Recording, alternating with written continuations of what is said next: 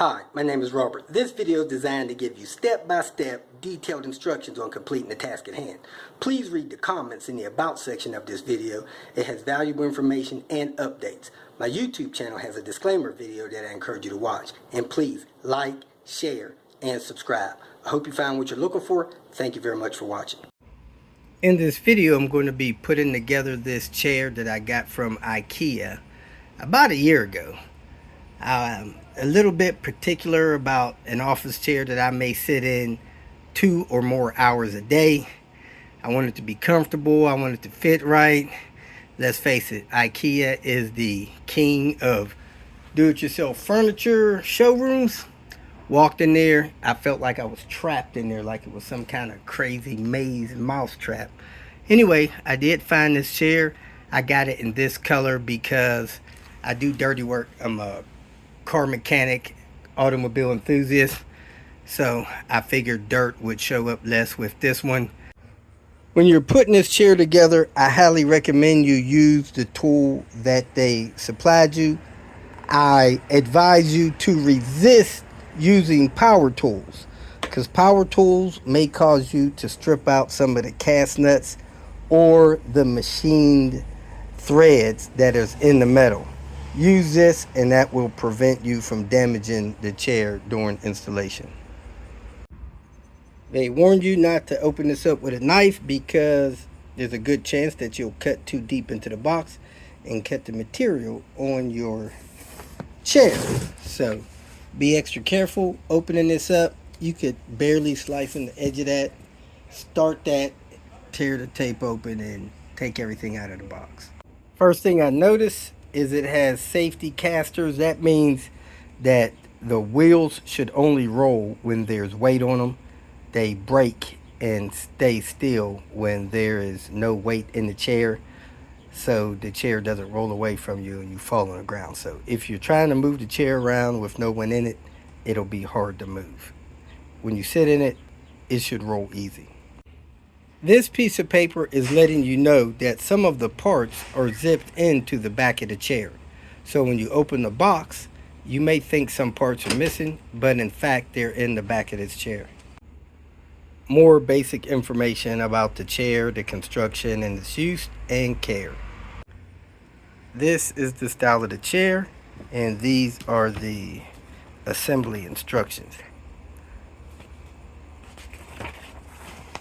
Some more information about the contents of it, and as you see, it does have a tool. They say it's best if you assemble it on a soft surface, not a hard surface. You don't want to break anything.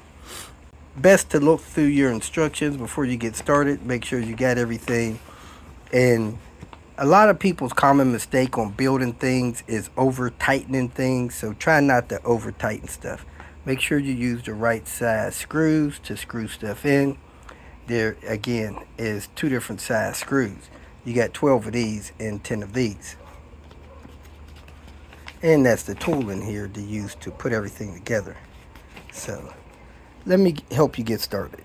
When you open up the box, you're going to get the seat base, the caster spindle, the casters, the seat back, and the rest of the parts is zipped inside the seat back. So you need to unzip the seat back and take out the rest of the parts. So that goes back to this reminder. You got this in there, this in there, this in there, 2 of these and 5 of those in the seat back. So open up that seat back, get the rest of your parts out, or you'll think you didn't get all your parts in your package. Get all the parts out of the back of the chair. Next, I'm going to take the center of the base. I'm going to put on these 5 legs. You slide them on like this. You take the short screws and you tighten them in there. Don't do them too tight or you'll strip them. But you put all 5 legs on this center base star. To avoid over tightening those screws, if you're a guy, you use the tool to the long stem angle. That'll avoid you over tightening them. If you're a lady with not a lot of hand and arm strength, you want to take the tool and use it this way to tighten these down, and that way you get the screws as tight as you need them without over tightening them.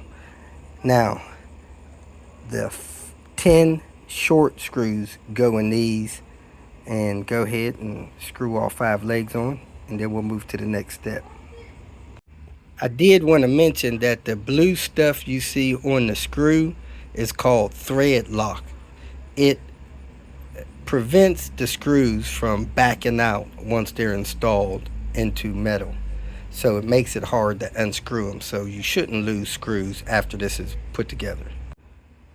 Another thing I noticed with the screws, they have what I would consider teeth on the bottom of them, and when you tighten them down, that kind of prevents them from backing out as well.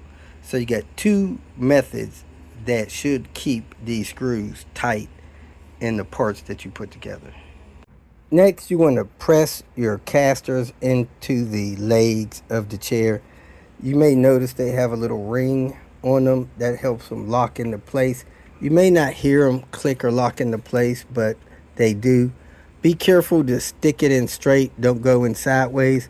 Push it all the way in until the shoulder of the caster sits flush with the leg of the chair. So you may have to push it with 2 hands. Now that one is all the way in. It wasn't all the way in before. Remember, these wheels are designed to not really roll when no one's sitting in it, so they don't spin, but when you sit on them, they spin freely. When no one's on them, they don't spin so freely. Next, you want to take this dust cap off and set this piece down in the bottom of the chair. It'll only go in so far and stop. Next, you want to take the tilt action component, bolt it to the bottom of the chair with 4 of your longer bolts, and you want your handle to be close to the 2 screws on the side. So you got a hole in the middle, a hole on the end. That handle needs to be up toward the end like those 2 holes are, and screw those down, 4 of them. Again, I do not recommend you use a power tool because you got these anchors in the seat back or bottom assembly, and you don't want to strip those or pull them out with a power tool. So use the tool that they sent you. Get all 4 screws started in by hand before you tighten any of them, because if you don't, you may not be able to get 1 or 2 in. So you put all 4 in, start tightening them with your finger, then tighten them down with the tool. Probably doesn't matter, but I recommend you tighten these down crisscross. Tighten this one down, then tighten that one down, then tighten this one down, then that one. Again, probably don't matter. Then you got these tags here. You can read these and take these off if you're the customer. So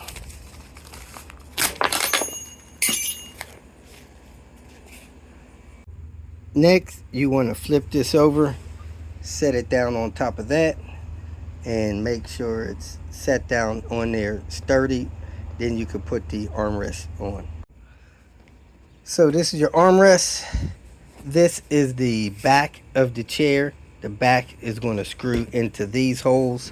So when you look at the holes down here, you're going to screw these into here. Go ahead and take 2 more of your long bolts and screw them in there and tighten them down. This side goes out like this. Again, you want to start both screws before you tighten either one. Put this one on, tighten it down. Be careful not to put any stress on it. Spin the chair around, put the other 2 on, and then we're going to put the back on. You also want to take the armrest pads and make sure the screws in the bottom of those are tight. Not over tighten, just tighten them. They may be loose. Next, we're going to put the back piece on. You set it in the chair like that, and these things, you ride it up, put it in the top hole, put that one in the top hole. Now put 2 screws loosely in those, and then you're going to pivot this up and snap them in the these in the bottom holes, and you start 2 screws loosely in both sides, and then you tighten down all 4 screws. So there it is. You have that screw in loose, the other one in loose. Then you lift this up, lock those bottom 2 holes in those holes there, and then start the screws in there on both sides, and then tighten all 4 down. And here it is, folks, fully assembled, put together. We're all done, ready to use. If for some reason you ever lose this tool, I think this is a number 5 Allen or T30 will fit in there and tighten those down. For safekeeping, they designed a little holder for this tool in the back of the chair. If you unzip the back of the chair, there's a little pouch back there to put this tool in. And there it is. That tool is stowed away. Now you can close the zipper on the back of this pouch. I suggest you zip all this paperwork up in the back of the chair as well. Won't hurt, and you'll know where to find it if you ever need it. Now this chair has 2 functions. It's up and down. Lifting this up allows it to go up and down, and you can lock it so that it doesn't rock, or you can pull this out so it can rock. The rock tension is adjusted by that knob down there.